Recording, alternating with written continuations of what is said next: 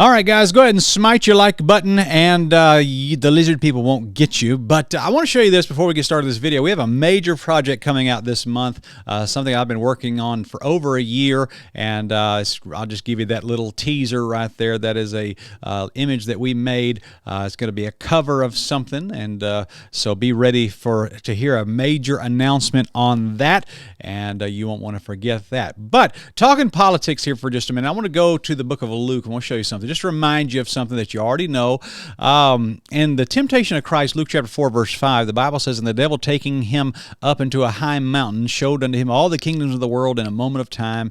And the devil said unto him, All this power will I give thee, and the glory of them, for that is delivered unto me, and to whomsoever I will I give it.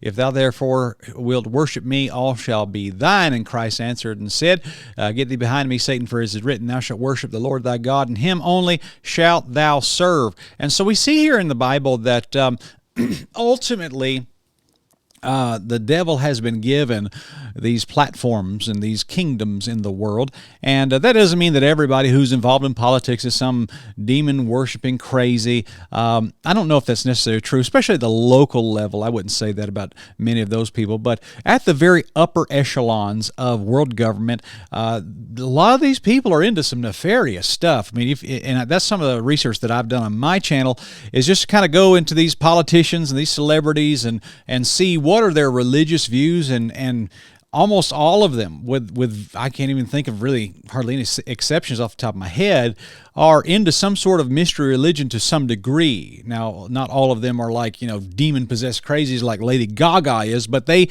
do have to have some involvement in this. I mean, the Bohemian Grove is a part of all that, and that's not conspiracy. That's not like Alex Jones stuff. That's just like fact. Like we've got the receipts on all that.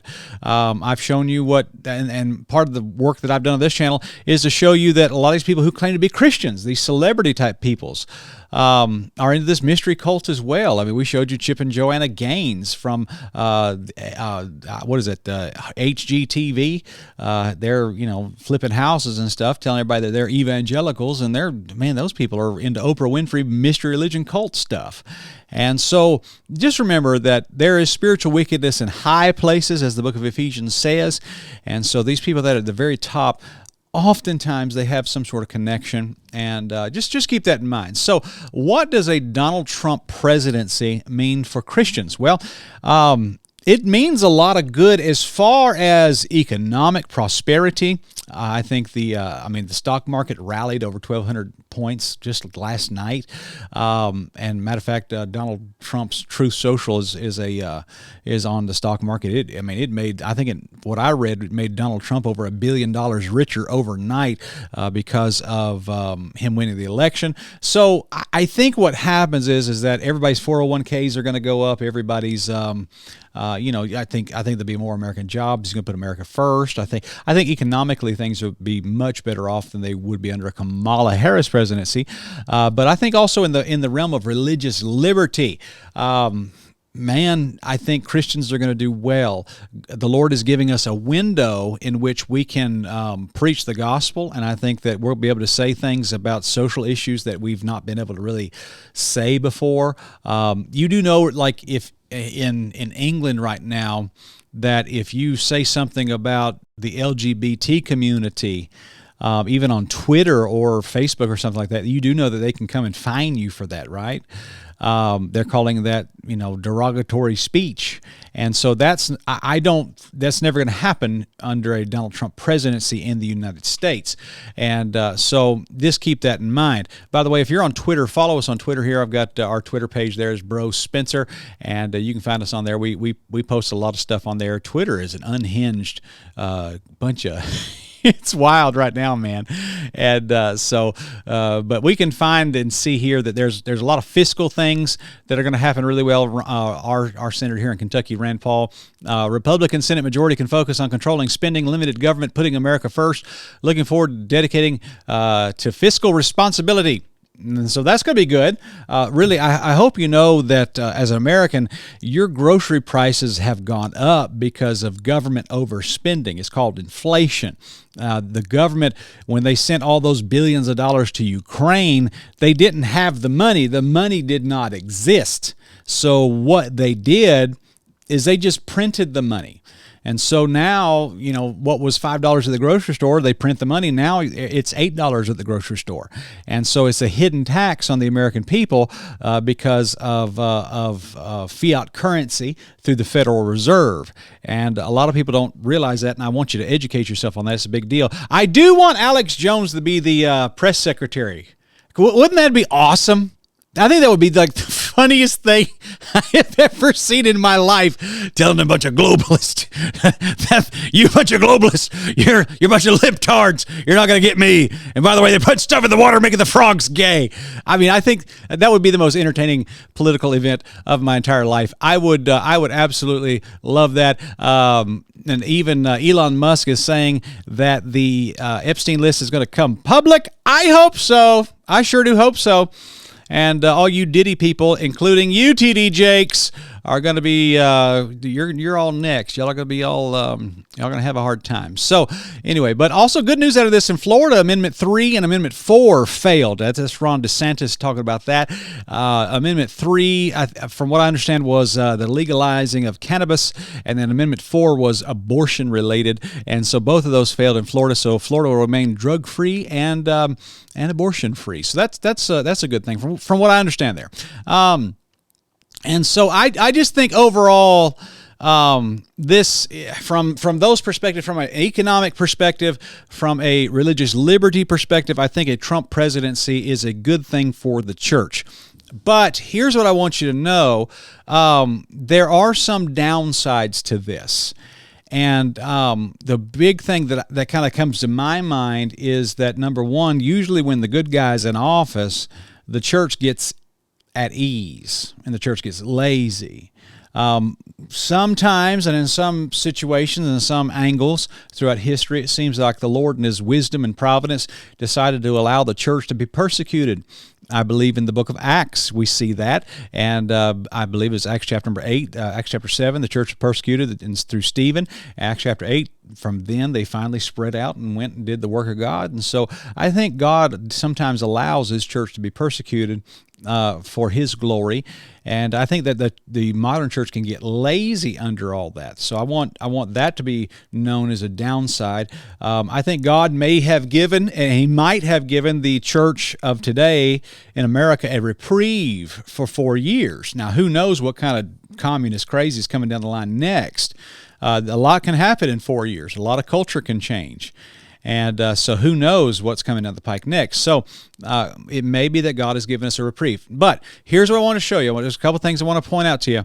Number one, I am kind of alarmed at the Messiah stuff that's being floated out there about Donald Trump. Not a fan of that. There are people out there who's making him out to be a savior. This is a post by Elon Musk. Peanut was taken by the government. There's a Trump victory. Then we have number 3, balanced budget and great economy. Humanity becomes multiplanetary. And then number 5, an amazing future. I know this is maybe tongue-in-cheek a little bit and satirical in tone probably, but I do believe there are people out there who believe that Donald Trump has opened up the door to a golden age. Matter of fact, there's some, I think even Scott Adams said this. Let me go back down through my Twitter feed here. Scott Adams, the guy who did the comic of Dilbert, yeah, he even says this. Let's pull this up. He talks about how that Donald Trump's going to come next, and then there's going to be a golden age to follow. And so if my internet will load this guy, there we go. 24 election prediction. He talks about, the Democrats, whatever. And this is what he says: I predict America will sort it all out by the end of January. Through the Supreme Court, Trump will take office. The golden age begins. Now, maybe that's tongue-in-cheek in a sense. And I'm willing to consider that. But I think there's too many people out there who think that we've won and now it's time to party. And I don't think it is. So also, there's people out there that are, they're going beyond being happy about Donald Trump. They're actually, they're borderline worshiping Donald Trump. And I'm bothered by that. Matter of fact, I made this post and it kind of went all over the place. Let me show this to you on Twitter.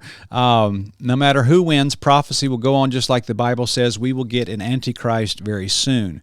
One thing about American politics that I find to be kind of troubling is that so many people on the right and the left are like borderline worshiping these politicians. It's frightening to me. It's like, like, wow. I mean, now Kamala Harris might be the exception to that. I mean, I don't know how you Democrats found somebody that, I mean, like, yikes.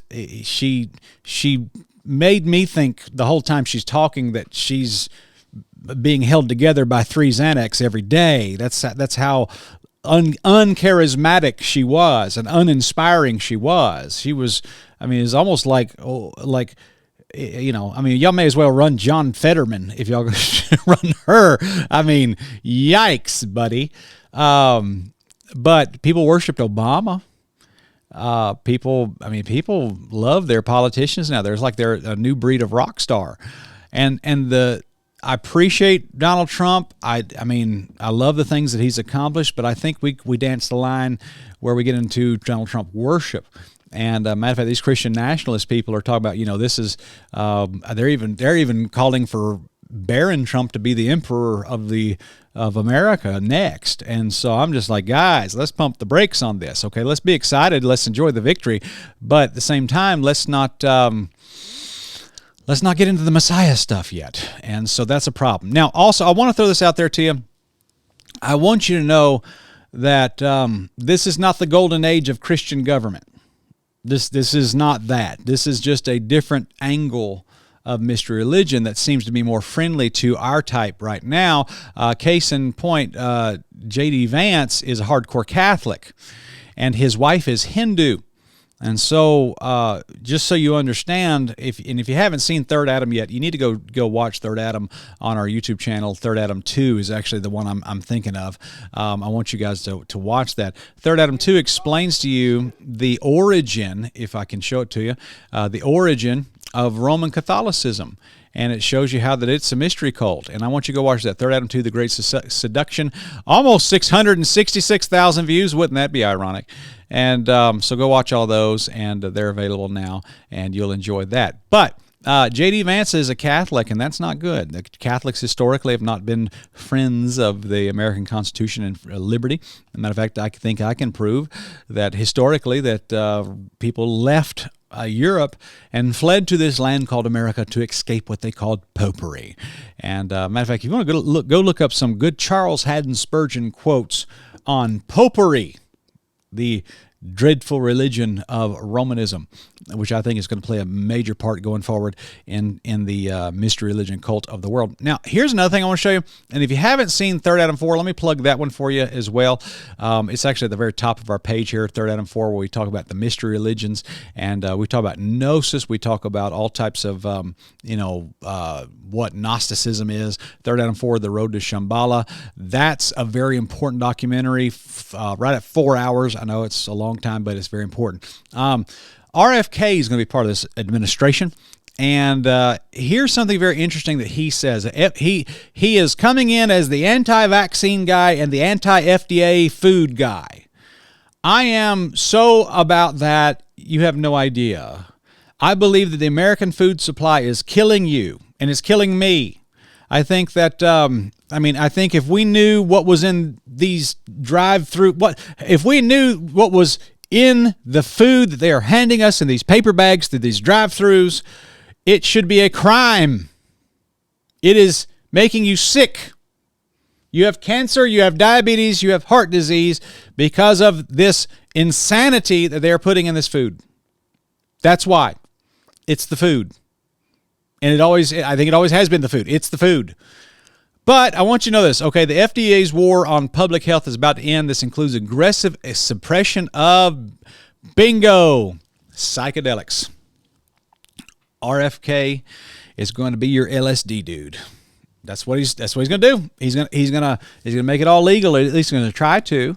And so the reason psychedelics even exist is because people are trying to use them to get some sort of out-of-body experience, to have some sort of interdimensional experience, something akin to what you would see in the Black Panther movie, and transcendental meditation, that type stuff. And so without this, this substance, it's very difficult to have your mystery religion experiences. And so now that they're going to make it legal, and this man's going to push it out to everybody, probably with the blessing of Donald Trump, it's very possible.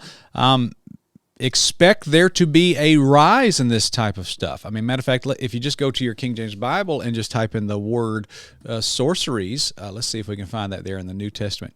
I think that there's going to be, a big influx in this psychedelic stuff. Matter of fact, Revelation 9:21, neither repented they of their murders nor of their sorceries. That's it. That's your usage of this substance. Nor of their fornication, nor of their thefts. So I want you to understand this, that fornication and the usage of this stuff goes hand in hand. It's a tantric practice and born out of Hinduism. And there's a lot there, and it's just an aspect of mystery religion. And then also it says right there, talking about mystery Babylon, for thy merchants were the great men of the earth, for by thy sorceries were all nations deceived. And so I really do believe that this, in Revelation, you're going to see an uptick in this type of practice of mystery religion. We talk about that in Third Adam. And so, you may see the advancement of this aspect of the mystery cult going forward. So now the other stuff I don't really have a problem with, like raw milk, hyperbaric therapies. From what I understand, I think that's like hyperbaric chambers and oxygen and stuff like that.